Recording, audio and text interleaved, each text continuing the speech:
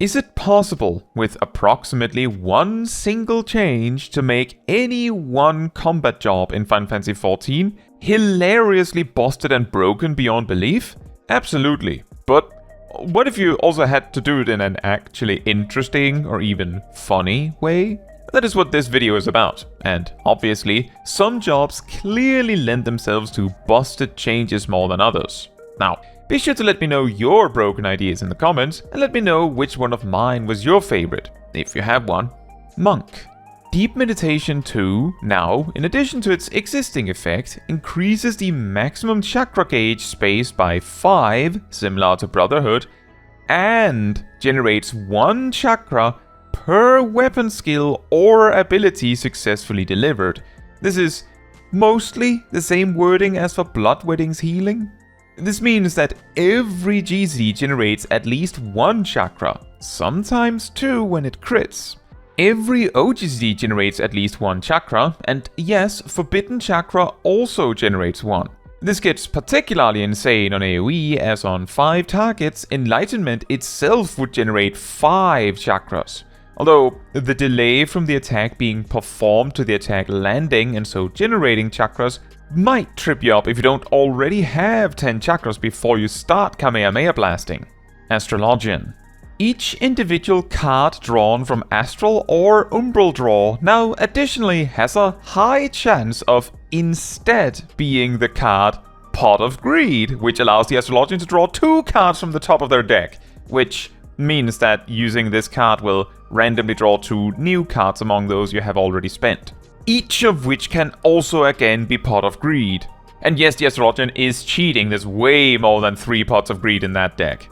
Now, the exact chance needed to avoid suddenly being caught in an endless loop of Pots of Greed and nothing else, while also seeing a lot of them, is hard to say, but an about 25% chance seemed to work pretty well in my testing. Sometimes, this just gives you 1 extra card, and other times, it's 5 or more extra cards. Like, in addition to the ones you'd normally get. Red Mage. Verraise is now an ability, and its cast time is removed. Never again will a Red Mage's rotation be massively inconvenienced by the rest of their party making mistakes. On top of that, this also makes Red Mage the supreme master of raising players, as they are the only ones that can raise someone without losing out on damage. Unless your MP bar is completely emptied, of course. Black Mage. Enochian's damage bonus is now doubled. Nah, I'm just kidding, but could you imagine? Enhanced Polyglot 2 now removes the cap on how many polyglots you can hold. Additionally, the charge time of polyglots is now reduced by 1 second per polyglot you already have, down to a minimum of 2 seconds.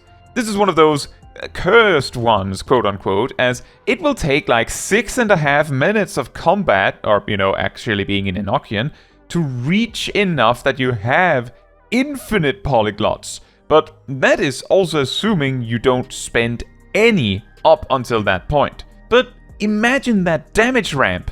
You hit that breakpoint of 28 polyglots, and now you're generating them faster than you could possibly reasonably spend them. Black Mage? More like Xenoglossy Mage. Dragoon. Gaishkagul no longer grants Nastrond Ready. However, Nastrond also no longer requires Nastrond Ready, meaning you can now weave Nastrond as many times as you want during Life of the Dragon. Although, take note, it still has a 2-second internal cooldown. Considering the quite wild potency of Nastrond, I wonder how many other Dragoon OGZDs would suddenly just get shoved out of the burst window with this change. Even Stardiver quickly becomes a maybe, exactly because it can't be paired with Nastrond very well. Although, I guess when you have this strong of an OGZD, you might not be too bothered about clipping your GZD for it. Machinist. Automaton Queen and Rook Autoturret are now persistent pets that actually fight alongside you, unlike a certain other freeloader. Battery is now instead spent on Overdrive, which is how they access their finishing moves. The damage of these moves still scale with battery gauge invested. Could you imagine the closest thing we actually get to a pet job DPS would be Machinist. But consider the potential damage here. White Mage. Essize's cooldown is now reduced by 5 seconds each time you use a spell. Additionally, Essize can now hold 2 charges. In a full uptime fight, or one where you're at least casting all the time, this would put Essize at about 15 seconds or so per charge generated. Being able to hold a charge does help a lot with allowing the White Mage to actually respond to things with Essize without it seemingly coming at a cost. But semi-spammable Essize would really bring home that constant healing and apparently deadly presence of the job. Warrior. Bloodwhetting and Nascent Flash now have a cooldown of 8 seconds. And Beast Gauge no longer exists, making the actions with such a cost free. The first change of course means that, if so desired, the warrior could maintain Bloodwhetting or Nascent Flash constantly. Although the barrier and additional damage reduction applied by the effects are still applied initially on use. So sometimes it might make sense to hold it for a sec.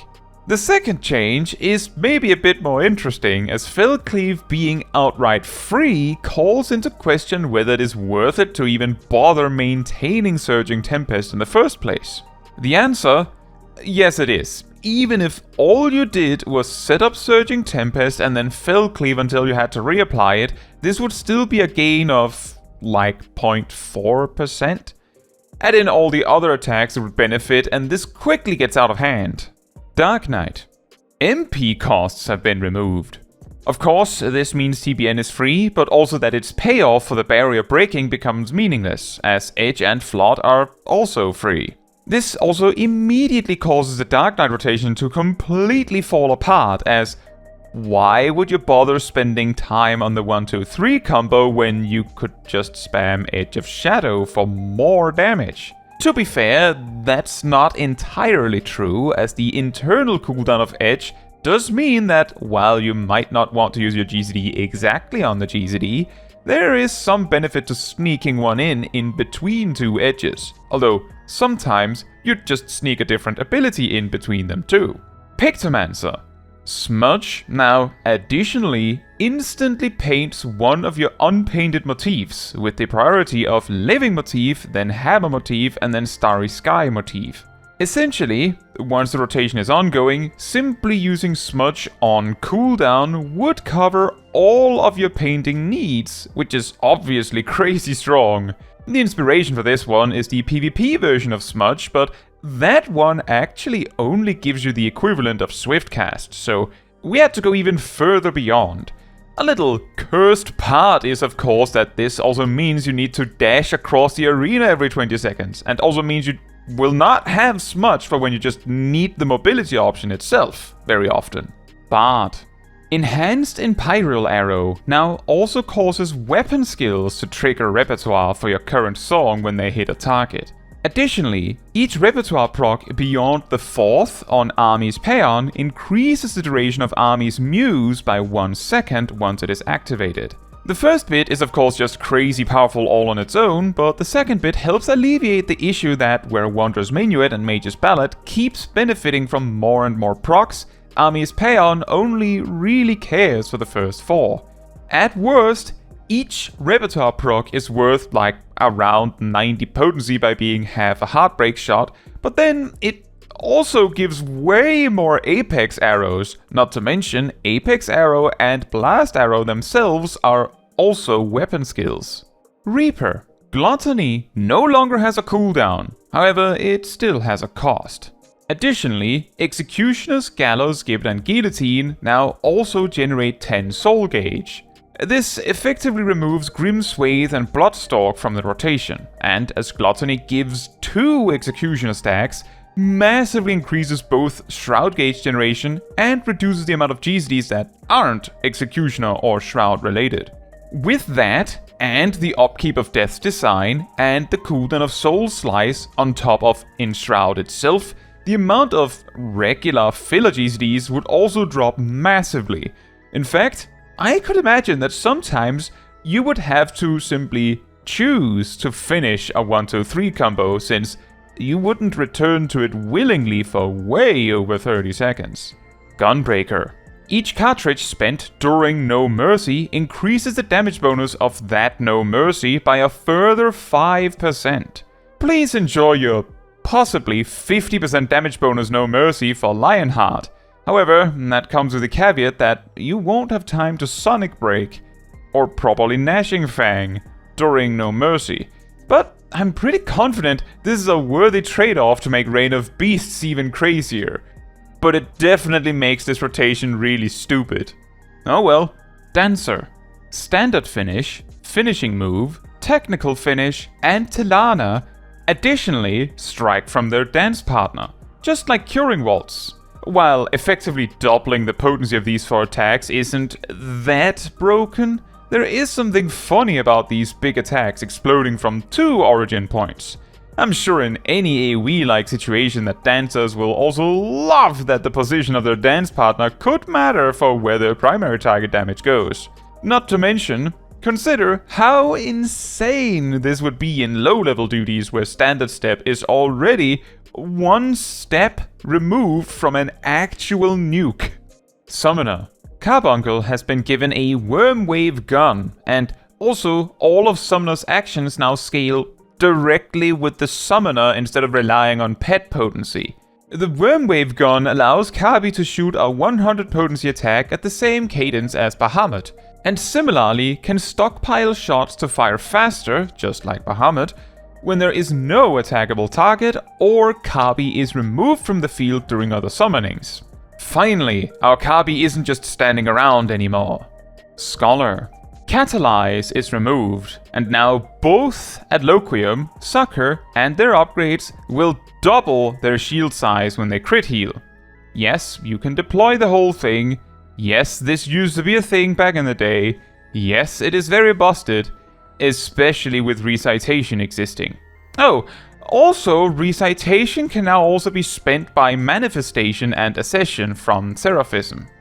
Oh, and also, Galvanize can now only be replaced by equivalent Sage Barriers if the Sage Barrier is actually bigger. Ninja. Mudras can no longer be used quote-unquote incorrectly or be bunnied up in any other way. Not only can you now use GZDs between mudra signs as you prepare your jutsu if you want to, once a mudra has been used, it locks up so you can't accidentally use the same mudra twice. The mudra buff also lasts 10 seconds instead of 5, so you have more time to prepare it if you want. As a nostalgic gesture, Rapid Medium is also added as a separate action you can use at any time to cancel your current mudra sequence. And it is 30% larger if you spend Kasatsu on it. I also thought of making some parts of the mudra stuff OGSD like it was back in the day, but I feel like that just makes things super cursed.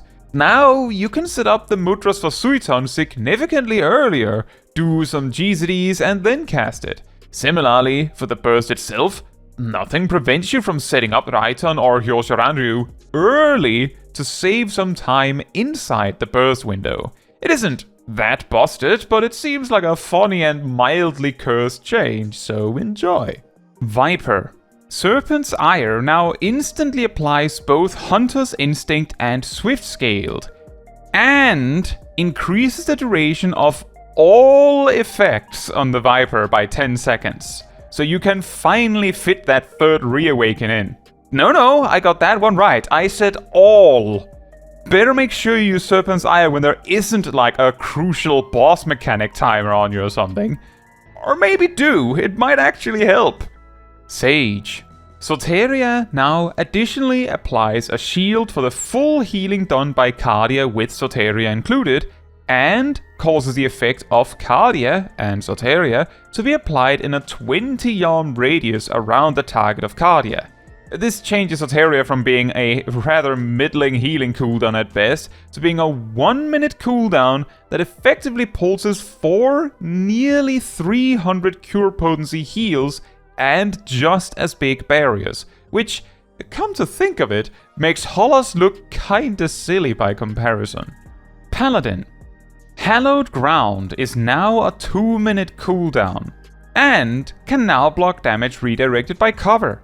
Paladin has almost everything. It doesn't really need anything, at max level anyway. But the one thing that would make it even crazier is if it could safely cover someone with Hallowed Ground, like they can in PvP, and of course if Hallowed Ground's cooldown was shorter. Simply put, most bosses, including savage bosses, simply don't tank buster frequently enough to penetrate a wall consisting of invulns every 2 minutes. If you thought warrior with 4-minute cooldown Holmgangs was crazy, imagine something even better, twice as often. The fact cover is also 2 minutes means a single paladin could invuln a tank buster hitting both tanks every 2 minutes as well. And finally Samurai. Ikishoten can now hold 2 charges, and its cooldown is reduced by 3 seconds for each sen you spend. Kaishi actions also count, and Ogi Namispammy itself counts as a 3 sen spender, even though it isn't one. So, cards on the table, I think, personally, and it should be obvious from this video, that cooldowns that are reduced by interaction are much more interesting than just flat out reducing a cooldown. The unpredictable nature of such cooldowns, though, can be heavily softened by giving it charges. At the same time, giving a strong cooldown charges is often a very broken addition. Now you just want 2 of them in your 2-minute burst. The reason why we're going with 3 seconds per sen is because, roughly speaking, with the existing Samurai, my estimate says around 10 sen spent per minute, give or take, and 9 of them have Kaishi follow-ups. Add on top Ogi Namispammy itself, and it means the cooldown is distinctly going to be less than 1 minute in a full uptime fight. But 1 or 2 seconds would be too little and too bland, while 4 or 5 would be far too much. I do wonder if this interaction and addition would make Midara Setsugekka too valuable and completely push Higanbana out of use though. I guess the one thing we could give Blue Mage would be allowing it to be level 100 and participate in content in the same way normal combat jobs do. Maybe give it an invuln. Aside from that, I don't think it needs anything to be totally broken. That said, which one was your favorite? And do you have any ideas for a funny or interesting, yet probably broken change to your favorite jobs? Please let me know in the comments. Now, that is all for this video. Thank you so much for watching. If you would like to support me and my channel more directly, you can become a member like these wonderful people here. You can also alternatively support me through Ko-Fi, link in the description. You can also support the channel by letting the YouTube algorithm know by liking the video, leaving a comment, subscribing, sharing, and hitting the bell to get notified when next I post a video. Fun fact, some of the ideas here are actually either possible to do in the actual game under certain circumstances, or they used to be a thing. For instance, Catalyze was added to curb the brokenness of Adloquium in Shadowbringers when they added Recitation as a way to guarantee the crit. It is apparently possible in Boja, with the correct combination of items, to have nigh infinite MP as a Dark Knight, enabling the exact edge spamming behavior described in this video.